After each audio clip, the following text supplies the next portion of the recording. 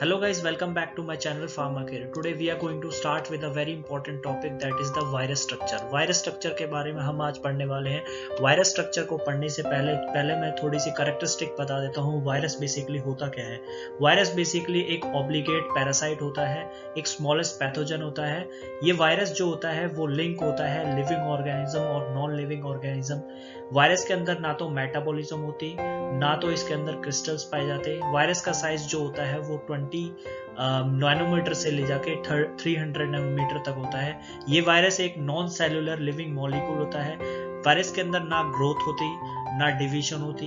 ये 5 किंगडम जो प्लांट की किंगडम सिस्टम था उसके अंदर कोई भी प्लेस नहीं होता, बट एक्सेप्शन है एक सेल थ्योरी के अकॉर्डिंग। ये एक स्पेसिफिसिटी शो करता है। अल्ट्रा माइक्रोस्कोपिक और सब माइक्रोस्कोपिक इसका स्ट्रक्चर होता है। म्यूटेशन करता है वायरस। अब बेसिकली इसके स्ट्रक्चर के बारे में हम पढ़ लेते हैं। जो आउटर मोस्ट कवरिंग होती है वो होता है हेड बेसिकली कंपोनेंट।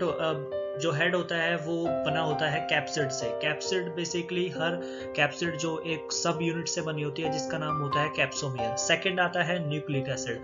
हर एक वायरस के अंदर जो न्यूक्लिक एसिड होती है उसके अंदर 2 टाइप होते हैं, एक होता है डीएनए, एक होता है आरएनए। हर एक जो वायरस होता है या तो उसके अंदर डीएनए होगा या फिर आरएनए होगा, कभी भी दोनों सेम टाइम पे प्रेजेंट नहीं हो सकते। उसके बाद जो नीचे अगला जो स्ट्रक्चर आता है वो होता है neck is the region between the head part and the tail part. Next part होता है टेल शीथ के बाद आता है पिंस जो अटैचमेंट में हेल्प करती हैं।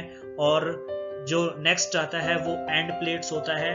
एंड प्लेट्स के से अटैच होती हैं आपका टेल फाइबर्स बेसिकली अटैचमेंट में काम आते हैं। अब ये तो हो गया एक सिंपल स्ट्रक्चर जो बेसिक स्ट्रक्चर होता है किसी भी वायरस का। अब हम थोड़ा सा कॉम्प्लेक्स स्ट्रक्चर के बारे में अब हम पढ़ते हैं कॉम्प्लेक्स स्ट्रक्चर में सबसे पहले जो अंदर होता है वो होता है न्यूक्लियोकैप्सिड प्रोटीन या फिर आरएनए। मतलब कि आरएनए होगा या फिर डीएनए होगा, उनमें से एक होगा, कोई भी हो सकता है, या फिर आरएनए हो सकता है या फिर डीएनए हो सकता है। बेसिकली जो आरएनए और डीएनए होते हैं न्यूक्लिक जो वायरस के अंदर, वो बेसिकली 4 टाइप के होते हैं। एक होता है सिंगल स्ट्रैंड आरएनए, एक होता है डबल स्ट्रैंड आरएनए, एक होता है double strand DNA and single strand DNA. 4 तरह के होते हैं, कोई भी इनमें से किसी भी एक वायरस के अंदर पाया जा सकता है। अब दूसरा स्ट्रक्चर आता है स्पाइक ग्लाइकोप्रोटीन। बेसिकली जब जो वायरस होता है वो होस्ट के ऊपर अटैक करता है तो उसमें अटैचमेंट में और इन्वेडिंग में हेल्प करता है वायरस की ऑन द होस्ट।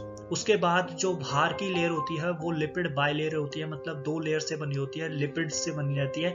उसके बाद आता है एक मेन स्ट्रक्चर जो इन्वेडिंग में हेल्प करता है, वो होता है हीमोग्लोबिन एस्ट्रेज। ये बेसिकली हीमोग्लोबिन एस्ट्रेज जो होता है एक ग्लाइकोप्रोटीन्स होता है।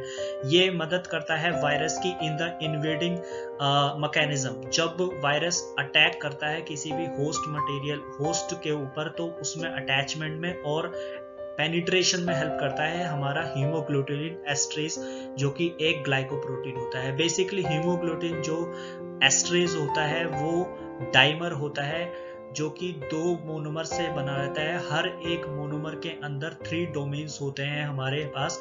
एक होता है फ्यूजन, एक होता है रेस्टिंग और एक होता है ट्रांसमेम्ब्रेन। उसके बाद आता है मेम्ब्रेन प्रोटीन।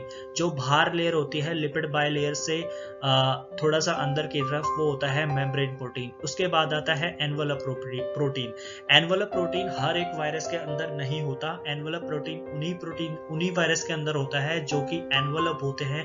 ये बेसिकली जो वायरस होता है उसको प्रोटेक्ट करने में हेल्प करता है। जिसके अंदर ये नहीं होगा एनवलप प्रोटीन, वो वायरस अनएनवलप्ड वायरस